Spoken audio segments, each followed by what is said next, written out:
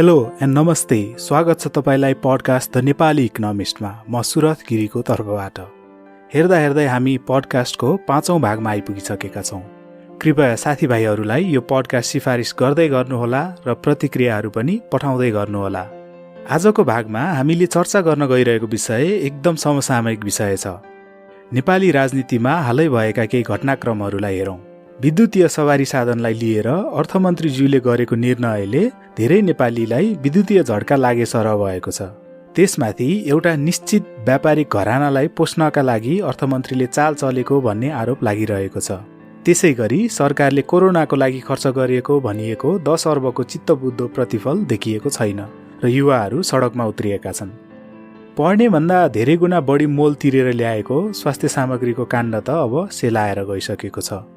नेपालको हकमा यस्ता अनियमितताहरू नौला होइनन्। राजनीतिज्ञहरूले निश्चित व्यापारीको हितको लागि काम गरेको पनि नौलो कुरा होइन। हामीले राम्रो मान्छे, देशलाई माया गर्ने नेता खोजेको पनि जुगौँ भइसक्यो। तर जुन जोगी आए पनि कानै चिरेका भनेको जस्तो सबै नेताहरू सत्तामा पुगेपछि चरम भ्रष्ट भएको पाइराखेका छौँ। तर यसको बावजुद हामी अझै पनि राम्रो मान्छेको खोजीमा छौँ। राम्रो मान्छे सत्तामा पठाइयो भने चाहिँ देश विकास हुन्छ भन्ने आशा कायमै छ। तर एउटा अर्थशास्त्रीको नजरले हेर्ने हो भने, विशेष गरी पब्लिक चोइस थ्योरीको नजरले हेर्ने हो भने चाहिँ अहिलेका घटनाहरू खासै नौलो लाग्दैनन्। सन् 1960 को दशकमा अर्थशास्त्री द्वय जेम्स एम बुकानन र गोर्डन टुलकले प्रतिपादन गरेको यस सिद्धान्तले यी घटना र प्रवृत्तिहरूको मज्जाले व्याख्या गर्दछ। यसै सिद्धान्तका लागि अर्थशास्त्री बुकाननले सन् 1986 मा नोबेल पुरस्कार पनि पाएका थिए। हामीले प्रायजसो जनता वा बजारले कुनै काम गर्दा व्यक्तिहरू स्वार्थले निर्देशित हुन्छन् भन्ने सोच्छौँ। तर नेता र सरकारी कर्मचारीको विमर्श गर्दा भने हामी उनीहरू सबै एकदम धर्मात्मा हुन्, स्वार्थरहित हुन्छन् भने चाहिँ कुरा गर्ने गर्छौँ।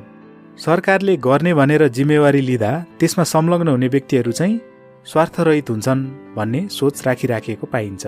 जबकि वास्तविकतामा हेर्ने हो भने चाहिँ सरकारमा संलग्न व्यक्तिहरूको नैतिक मापदण्ड औसतभन्दा पनि निकै तल हो कि जस्तो प्रतीत हुन्छ। यो देख्दा चाहिँ मलाई अर्थशास्त्री तथा राजनीतिक दार्शनिक फ्रेडरिक हायकको याद आउँछ। उनले प्राय नैतिकतामा सबैभन्दा खत्तम व्यक्ति चाहिँ सबैभन्दा माथिल्लो पदमा पुग्ने गर्दछन् राजनीतिमा भनेर तर्क गरेका छन्।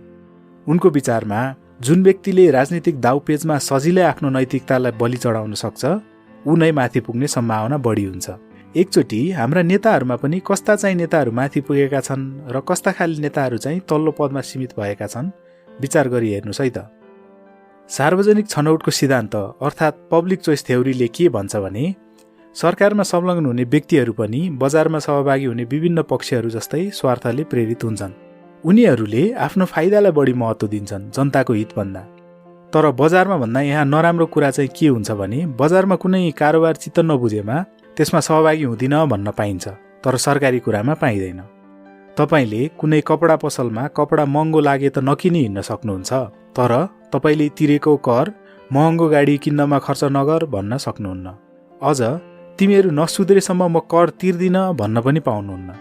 तसर्थ सरकारको अन्तर्क्रिया कस्तो हुन्छ भने मानौ सरकार रात्रि बसले खाना खान रोकेको ठाउँको भोजनालय हो, तर तपाईँले खाए पनि नखाए पनि पैसा तिर्नै पर्छ, नत्र जेल जानुहुन्छ। यसले गर्दा नीति निर्माता तथा सरकारलाई जनतालाई घाटा हुने गतिविधिमा संलग्न हुने उत्प्रेरणा उच्च हुन्छ।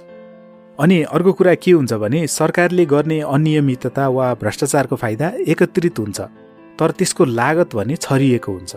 सोची हेर्नुहोस् है, यो कुरा धेरै महत्त्वपूर्ण छ।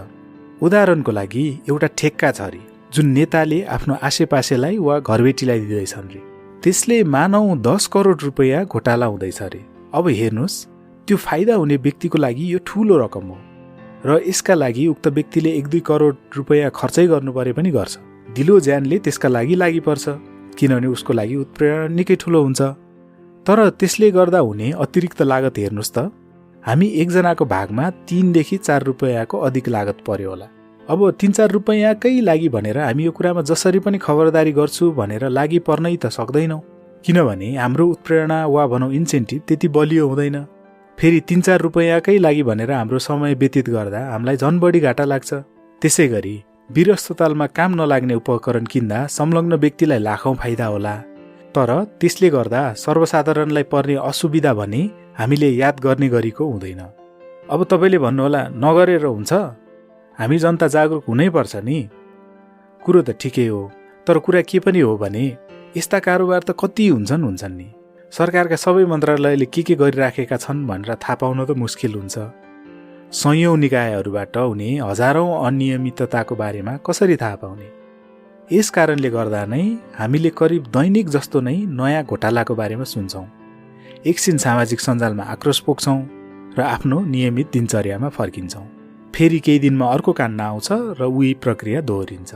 अर्को एउटा महत्त्वपूर्ण कुरा के हो भने नि, अधिकांश मानिसहरूलाई राजनीतिमा चासो नै हुँदैन। आफैलाई र आफ्नो वरिपरि हेर्नुहोस् त, तपाईँले चिनेका कतिजना मानिसहरूले चाहिँ कुनै सरकारको कार्यक्रम वा ठेक्काको बारेमा गहन अध्ययन गरेका छन्। गहन अध्ययन त परै जाओस्, अधिकांश व्यक्तिहरूलाई, विशेष गरी युवाहरूलाई त सायद आफ्नो क्षेत्रबाट कसले जितेको थियो पनि याद नहोला। तपाईँलाई कुन चाहिँ सरकारी कार्यक्रम वा निकायको खर्च विस्तारमा थाहा छ? कतिवटाको थाहा छ?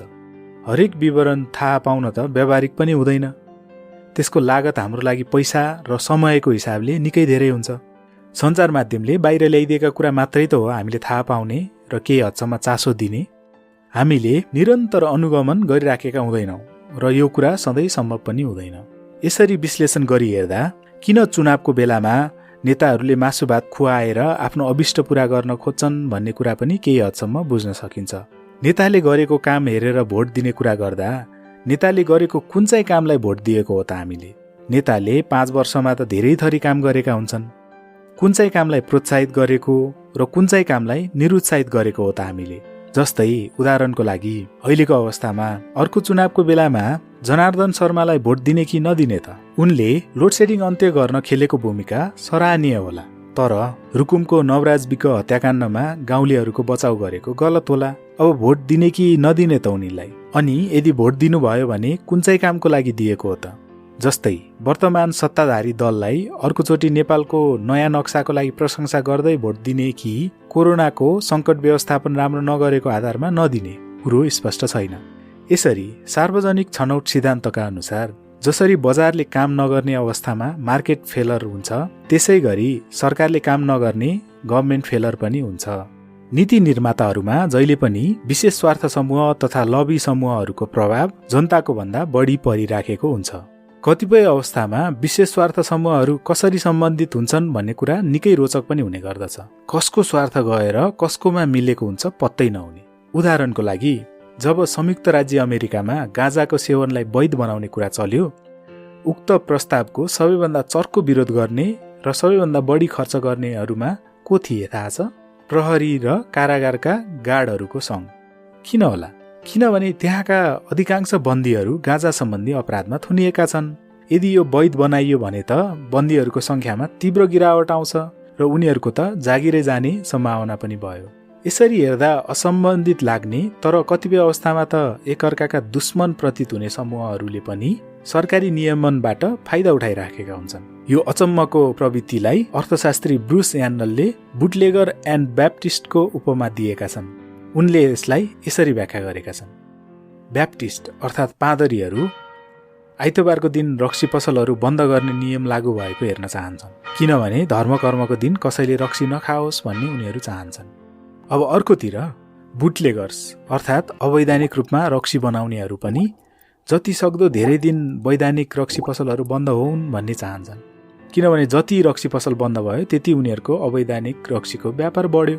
यसरी दुईटैको स्वार्थ मिल्न गएपछि बुटलेगर्सले ब्याप्टिस्टहरूलाई आइतबार रक्सी पसल बन्द गर्न उक्साउँछन् र आफ्नो फाइदा बढाउँछन्। यता नेताले भने धर्मको हवाला दिँदै पसल बन्द गर्ने नियम ल्याउँछन् र ब्याप्टिस्टहरूलाई खुसी पार्छन् र साथै उता बुटलेगर्सहरूसँग घुस पनि लिन्छन्। दुवै हातमा लड्डु। यसका केही उदाहरणहरू नेपालमा पनि छन्। जस्तै नेपालमा प्रत्यक्ष वैदेशिक लगानी कम्तीमा $5 लाख हुनुपर्ने नियम, अर्थात् नेपालमा कसैले आएर लगानी गर्छु भन्यो भने कम्तीमा 5 करोड नेपाली रुपैयाँ गर्नुपर्ने। किन यस्तो अचम्मको नियम ल्याएको भनेर प्रश्न गर्दा सानोतिनो लगानी गरेर विदेशीले भिसाको दुरुपयोग गरे भन्नेदेखि लिएर राष्ट्रको सुरक्षामा आँच आयो सम्मका तर्कहरू सुनिन्छन्। तर निशाना एकतिर शिकार अर्कैतिर भने जस्तै यो नियमले गर्दा नेपालका स्टार्टअपहरू पुराना व्यवसायहरूको पोल्टामा पुग्ने बाटो खुलेको छ। उदाहरणको लागि मानौ कुनै एउटा नयाँ स्टार्टअप आयो जुन एकदम इनोभेटिभ छ र र ठूलो बन्न सक्ने सम्भावना राख्दछ। अब उसलाई पुँजीको आवश्यकता पर्दछ विस्तार गर्नको लागि। सबै उद्यमीसँग पुँजीको भण्डार त हुँदैन, विशेष गरी नयाँ उद्यमीहरूसँग। बैंकहरूले घर जग्गा धितो नराखी ऋण दिँदैनन्। उक्त उद्यमी अब जानु पर्यो कहाँ त भन्दा पुराना ठूला व्यवसायीहरू तथा लगानीकर्ताहरूकोमा, जसले या त त्यस स्टार्टअप सानो हुँदै लगानी गरेर या त सफल हुने सम्भावना देखेपछि उक्त स्टार्टअपको सिको गरेर अर्को व्यवसाय स्थापना गरेर पनि उक्त उद्यमीमाथि विजय हासिल गर्ने भए। अर्को उदाहरण चाहिँ सांसद विकास कोषको हुन सक्छ, जसको सर्वत्र विरोध भए तापनि सांसदहरू कुनै हालतमा पनि छोड्नेवाला छैनन्, किनभने यसमा समग्र करदाताको लागतमा सांसदहरूले आफ्ना मतदाताहरूलाई पोस्न सक्छन्, जसले गर्दा अर्को चुनावमा उनीहरूको विजयको सम्भावना बढ्न जान्छ। यो प्रवृत्तिलाई अङ्ग्रेजीमा चाहिँ पोर्क ब्यारल भन्ने चलन छ। प्रधानमन्त्रीको चुनाव क्षेत्रमा बढी परियोजना पर्नु यसको उदाहरण हो। यी त भए समस्याहरू। समाधान चाहिँ के त? सार्वजनिक छनौटका सिद्धान्तकारहरूले के सुझाव दिएका छन् त? उनीहरूको विचारमा सरकारलाई सकेसम्म कम र अत्यावश्यक जिम्मेवारीहरू मात्र दिइनुपर्छ। यदि कुनै कार्य सरकारले गर्नु नै पर्ने छ भने पनि सकेसम्म प्रदेश वा स्थानीय सरकारलाई जिम्मा दिनुपर्छ, किनभने प्रदेश वा स्थानीय सरकारमा खराब काम गर्ने व्यक्तिलाई फेर्न सङ्घीय स्तरमा भन्दा तुलनात्मक रूपमा सजिलो हुन्छ। चित्त नबुझेको अवस्थामा सङ्घीय नेता शेरबहादुर देउवालाई भन्दा स्थानीय नेता चिरीबाबु महर्जनलाई हटाउन सहज हुन्छ भन्ने मान्यता हो। त्यसै गरी कुनै स्थानीय वा प्रदेश सरकारको कुनै कुरा साह्रै चित्त नबुझेमा मानिसहरूले त्यो ठाउँ छोडेर अर्को ठाउँ जान सक्छन्। यसले गर्दा एक प्रकारले सरकारहरू बीच पनि प्रतिस्पर्धा हुन जान्छ, कसले बढी किफायती रूपमा अझ राम्रो सेवा दिने भनेर। उनीहरूले दिएको अर्को सुझाव भनेको चाहिँ सरकारी निकाय वा सेवाको बजेटको केही अंश चाहिँ सेवाग्राहीबाट हुने आम्दानीमा भर पर्ने व्यवस्था गर्ने, ताकि उनीहरूको सेवाको गुणस्तर नराम्रो भएमा उनीहरूको आम्दानीमा असर पुगोस् र राम्रो भएमा प्रोत्साहन मिलोस्। त्यसै गरी सांसद विकास कोष जस्ता पोर्क ब्यारल कार्यक्रमहरू ल्याउन नदिने। यति भन्दै अब आजको लागि बिट मार्नेतर्फ लाग्न चाहन्छु म। आशा छ तपाईलाई आजको भाग मन पर्यो होला। सोच्न र चिन्तन गर्नको लागि धेरै खुराकहरू मिल्यो होला भन्ने आशा लिएको छु मैले। तपाईलाई आज चर्चा गरेको विषयको बारेमा थप जान्न मन छ भने तपाईले पब्लिक चोइस थ्योरी अथवा Gordon Tullock, James M Buchanan, Bruce एन्डल, म्यानकर ओल्सन जस्ता अर्थशास्त्रीहरूका रचनाहरू पढ्न सक्नुहुनेछ। तपाईले मेरो पडकास्टको विवरणमा गई आजको भागमा मैले प्रयोग गरेका सन्दर्भ सामग्रीहरू पनि पढ्न सक्नुहुन्छ।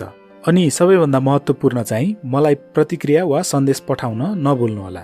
सन्देश पठाउनका लागि तपाईले मलाई nepalieconomist@gmail.com मा इमेल गर्न सक्नुहुन्छ वा फेसबुकमा सन्देश पनि पठाउन सक्नुहुन्छ।